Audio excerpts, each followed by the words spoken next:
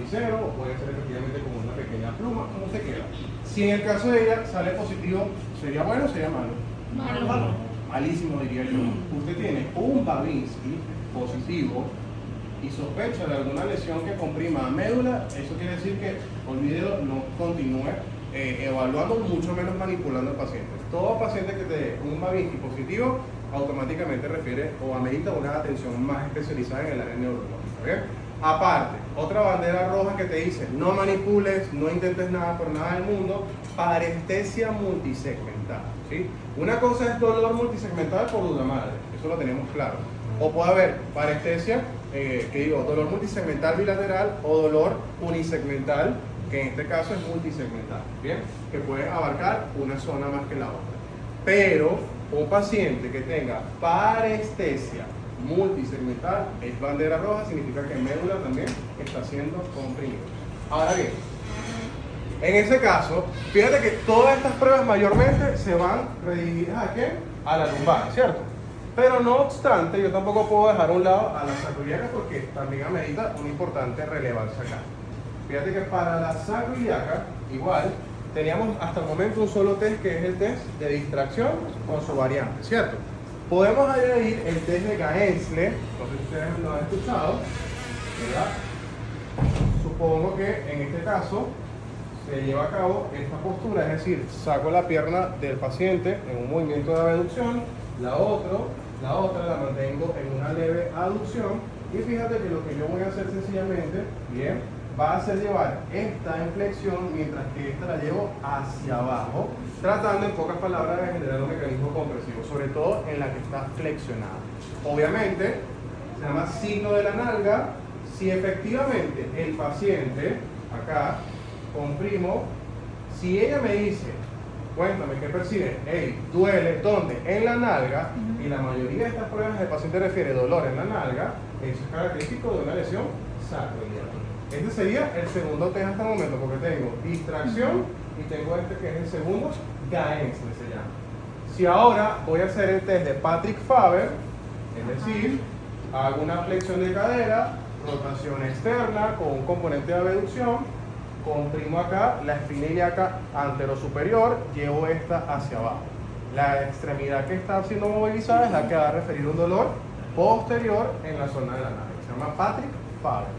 Ojo, no confundir posible dolor en la zona o posible tensión a nivel de lo que son los aductores porque es un test diseñado para eso, pero lo puedo utilizar de forma accesoria, ¿ok? Ya hice también otros dos test accesorios. ¿Te acuerdas cuando yo te dije que las rotaciones, si aplicaba más presión, mucha más presión, y ella te decía, hey, duele, ¿dónde? En la nalga, el otro añadido más. Si de todas las pruebas que yo les voy a mostrar característicos de sacroiliaca, al menos 6 dan positivo, automáticamente la estrategia que vas a aplicar va dirigida a la sacroiliaca porque es la que está desencadenando los problemas, ¿okay? Entonces, siguiente test, rotación acá, externa, hago más presión para valorar a la sacroiliaca. Entonces, hasta el momento tengo rotaciones, ¿sí? Distracción, 3 pruebas, la cuarta con Gaensle, quinta con Patrick Faber, ¿ok? ¿Qué me quedaría sencillamente ahora realizar? Movimientos de abducción y de aducción resistida. ¿Qué le voy a pedir a ella? Que sencillamente haga el movimiento hacia afuera, dale, fuerte. Puede tener debilidad porque puede ser característico del mismo, o en su efecto me puede decir, es que no pude completar el movimiento porque me empezó a doler. ¿Dónde están los síntomas? ¿Okay? Igual, procedo a hacer aquí el test de aducción, vamos, hacia el centro. Bien. Digamos que ella me dice, efectivamente, sí, tengo la mayoría de los síntomas, una vez más, en la zona correspondiente a la sacroiliaca. Recuerda que cómo va a ser el dolor, Dios mío, Gianfranco, de nuevo, en ese caso, ¿cómo va a ser el dolor característico de una lesión de la sacroiliaca? Multisegmental. Segmental.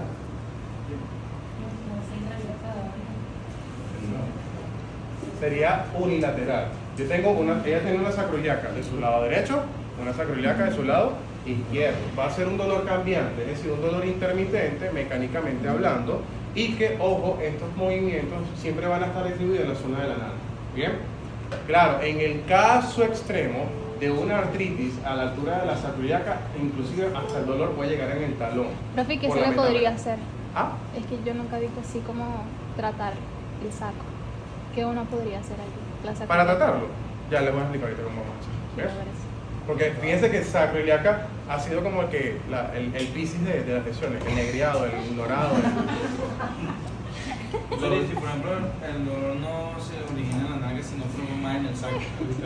Si estamos en el centro, porque puede ocurrir, hay dos probabilidades. O es una espondilosis anquilosante, cuya referencia sea que el paciente te diga, es que hace muchos años caí de golpe, o sea, tuvo un trauma directo en la extremidad, eso puede ocurrir, ¿ok? Pero si no, pueden haber dos sacroiliacas que simultáneamente estén siendo afectadas. En este caso entra como una espondilitis, ¿ok? Ahora, tengo que también tomar en consideración posible descarga. ¿A qué quiero llegar con esto? ¿Te acuerdas que yo te dije que había protusiones posterocentrales, posteromediales, posterolaterales, ¿cierto? Pueden haber protusiones anteriores, ¿bien? Es decir, en vez de que efectivamente el disco se esté protruyendo hacia posterior, como aquí lo ven, porque esto es una posterolateral primaria, aquí se ve tal cual como está comprimiendo la raíz, ya él deja de ser una protrusión y se convierte en una radiculopatía.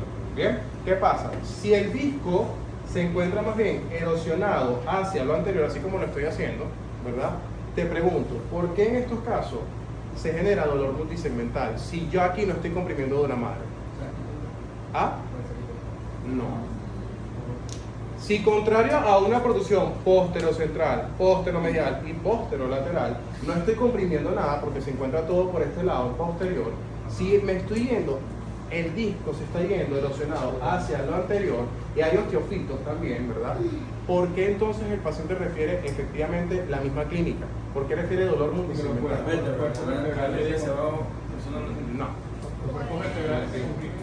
No, tampoco. Tampoco. Sí, ahí sí que adoptaron una posición de defensión Ajá. y después como Ligamento. ¿El ligamento cuál? No. Anterior. Hay únicamente dos estructuras que, más allá de producir dolor multisegmental, tienen la clínica fija. Es decir, duramadre es una, dolor multisegmental, ¿cierto?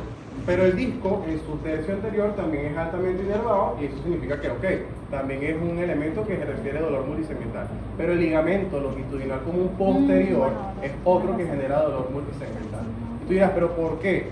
Si cuando yo me erosiono hacia lo anterior, ¿qué pasa con este espacio acá? ¿Se tensa o se comprime? Vamos a decirlo así, se abulta, por decirlo así. ¿Se tensa o se abulta? Porque aquí se supone que tengo el ligamento longitudinal, ¿sí? Si se está yendo hacia anterior acá, obviamente ya la tensión que ejerce el disco, ya el ligamento pierde tensión. Eso quiere decir que se abulta.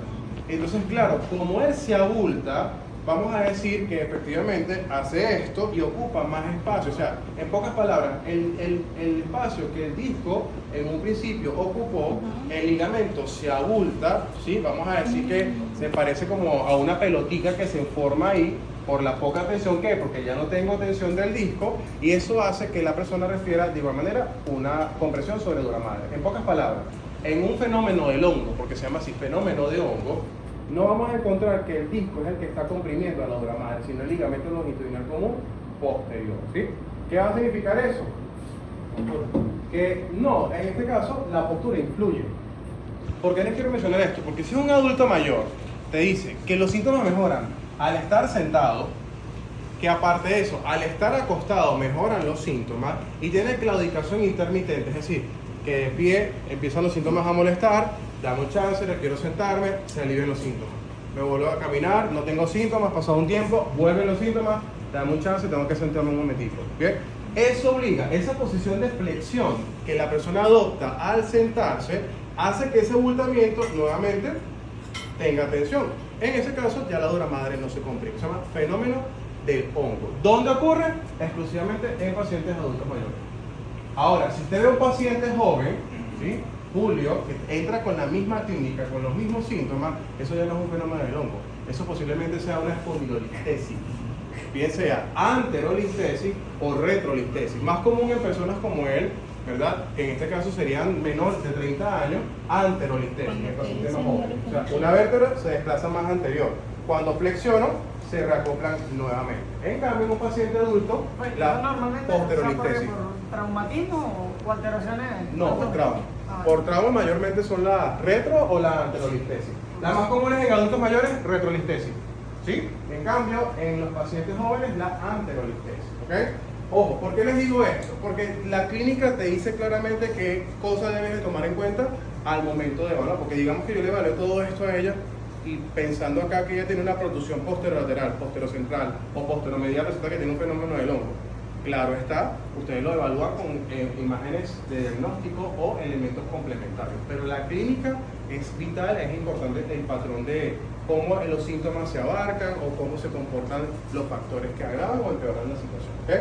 Acuérdate, espondilolistesis, paciente joven, anterolistesis, viene precedido por un trauma, retrolistesis, paciente adulto mayor, se adjudica más a un proceso degenerativo. La clínica va a ser dolor que empeora al caminar, al desplazarse, al mantenerse en bípedo. Los síntomas mejoran cuando estoy en sedestación o cuando en su efecto la persona adquiere una posición de reposo. ¿Okay? ¿Claro hasta el momento con eso? ¿Sí o no? Ahora bien, te dije que yo tenía el test, ya te dije algunos test para la sacroiliaca. Tengo los siguientes test, de verdad, para corroborar de igual manera la integridad de los ligamentos, ¿verdad? Acuérdate que tengo este test de flexión, ¿verdad? Con una ligera aducción. Fíjate que acá yo hago este movimiento, un golpe seco hacia abajo, ¿sí? Esto significaría que, en pocas palabras, el ligamento iliolumbar sacrociático también está siendo comprimido, ¿sí? Si hago a 90 grados desde acá y comprimo hacia abajo, sería para evaluar los ligamentos más posteriores. Si hago la aducción tratando de irme hacia el hombro contralateral, sería para el sacrociático menor. Y si subo y me voy en diagonal hacia el otro hombro, sería para los ligamentos más posteriores, sobre todo el iliolumbar. Repito una vez más. Si busco como lateral, ¿verdad? Acá comprimo, sería para los ligamentos sacrociáticos mayores y menores, o en su efecto los ligamentos más anteriores. ¿Bien? Si ahora me ubico más hacia lateral, como yéndome en dirección hacia una aducción, traigo, genero la presión, estaría yéndome más hacia los posterolaterales, sobre todo el sacrotuberoso, y si adquiero más flexión, más aducción, como tratando de llegar al hombro contrario, ¿sí? Hago acá, es para el ligamento sacroiliaco y el más importante, el ligamento iliolumbar. ¿Bien? ¿Claro hasta el momento con estos test? ¿Sí o no? Sí. Ya está grabado. De todas maneras, si me da la gana, que creo que no, lo anoto, ¿verdad? Pero, de igual manera, todas estas pruebas, igual quedo atento, ya creo que están todos en la sección, ya les puedo enviar la bibliografía, o al menos en el sistema de cubito pronto, por favor. Quédate de atrás.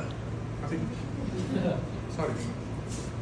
Otro test complementario para la sacroiliaca, si quieres acuéstate, toma descanso, bien.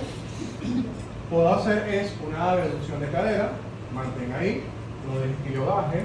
Igual, si hay referencia de dolor, bien sea en la zona de la nalga, también es característico de una lesión de la sacroiliaca. O puedo hacer test de compresión en el decúbito lateral. Es decir, que lo que yo voy a hacer es mantener la dimensión acá, comprimo, y evidentemente estaría evaluando no la pelvis que está por encima, sino la que está en mebajo. Bien, ahora sí, colócate boca abajo. ¿Cuál era el test que venía cuando llegábamos al cúbito prono? Siguiente test. De Affle. Así. No. Aquí, de Affle. Hacíamos Tensión. flexión Ah, no. pasiva de rodilla, ¿verdad? Si hacemos un stretching de la rama L3, si el paciente percibe en lumbar a la altura de L3 un pinchazo corrientazo, es característico de que hay algún fenómeno compresivo a la altura de L3. ¿Okay? Puedo de igual manera también valorar la extensibilidad. Si ella refiere tensión en su cara anterior, algo normal porque estoy haciendo un estiramiento en pocas palabras de recto técnico. Luego de esto, puedo hacer efectivamente un movimiento de extensión de cadera, de igual manera, para corroborar el ENFI, para verificar si de repente hay sintomatología que se reproduce. ¿Y si ahí duele, profe, qué pasa? Si aquí duele, lo mismo. ¿Dónde? Y es un test accesorio para la sacroiliaca porque estoy generando compresión de la misma. ¿Okay? Pasa que después de esto procedemos a realizar test activos que todavía nos faltan. Puedo hacer desde acá, extiendo rodilla, para la rama L3, es decir, para corroborar, igual lo hice en supino, pero no estaría de más corroborar. Y si hago desde acá, mantenga acá, flexiona rodilla, igual estaría valorando S1, S2. ¿Sabes que S1, S2 es plantiflexión, flexión de rodilla? Con permiso acá, le voy a pedir a ella que en pocas palabras contraiga glúteo, coloco 2 deditos acá, palpo, y lo que hago es percibir si efectivamente hay alguna especie de atrofia o si en su efecto hay alguna asimetría. Luego de esto, ya no tengo más nada que hacer porque ya valoré sensibilidad, ya valoré miotoma, ya valoré todos los movimientos accesorios. Fíjate que desde acá voy a palpar las espinosas y me voy a ubicar efectivamente en cada una. Talón de la mano, pisiforme, mano semiplana, no es así ni tampoco así, es semiplana. Refuerza una mano con la otra, codos extendidos y haces como una especie de ballestero. El ENFI tiene que ser elástico. Si sospecho de una fractura del proceso espinoso, el ENFI va a ser en espasmo. Si sospecho de que es una paciente con una artropatía degenerativa, cuando haga esto, el ENFI va a ser duro, va a ser sumamente rígido. Sigo maniobrando, sigo bajando hasta llegar a L5 y siempre trato de hacer un ballesteo, un golpe suave. ¿Bien? Ya una vez que yo haya evaluado efectivamente acá la espinosa, porque esto es una compresión postero-anterior. Disculpe la voz, yo había escuchado que esa misma técnica se puede utilizar también para tratar la hipomovilidad. Eso te iba a decir. O sea, podemos utilizarlo como técnica de evaluación y técnica de tratamiento. ¿Qué pasa? La técnica de tratamiento se la muestro ahorita, pero es una técnica manipulativa. O puedes hacer una oscilación según los principios de May. ¿Okay? Ahora que le voy a pedir a ella, colócate por esa posición de esfinge. Esto es extensión pasiva. Estoy valorando si aquí de repente hay un compromiso articular o ligamentoso. Baja. Le voy a pedir ahora a ella que se coloque los brazos a la altura de su zona lumbar. Hacemos un movimiento de extensión activa libre. Sube. Si hay dolor, debilidad, posible espasmo, puedo sospechar de una posible fractura o si solamente hay debilidad, de una lesión muscular. ¿Okay? Luego baja de nuevo, porfa. Una mano ubicada acá, otra mano ubicada, una mano ubicada a la altura de la lumbar, otra entre las escápulas. Subimos. Bien. Y de igual manera me da información sobre si hay algún patrón muscular o una lesión muscular. ¿Bien? En este caso, ya listo acá, me queda la última evaluación. Colócate boca arriba, por favor. En este caso, ¿qué vamos a hacer? Se le pide al paciente que separe ambas piernas, mirando hacia adelante tranquilamente, ¿verdad? Y yo lo que le voy a pedir es que ahora él haga una inclinación hacia este lado. La pierna acá es por delante, es para anclar, para evitar que haya una compensación. Yo le voy a pedir, inclina hacia aquel lado. Bien. Y si acá es positivo o el paciente le cuesta o siente una referencia de dolor local, costal, puede ser característico de una posible fractura del proceso transverso, no de los espinales, como en el caso de él. ¿Okay? Claro hasta el momento con evaluación ortopédica. ¿Claro hasta el momento, sí o no? Sí.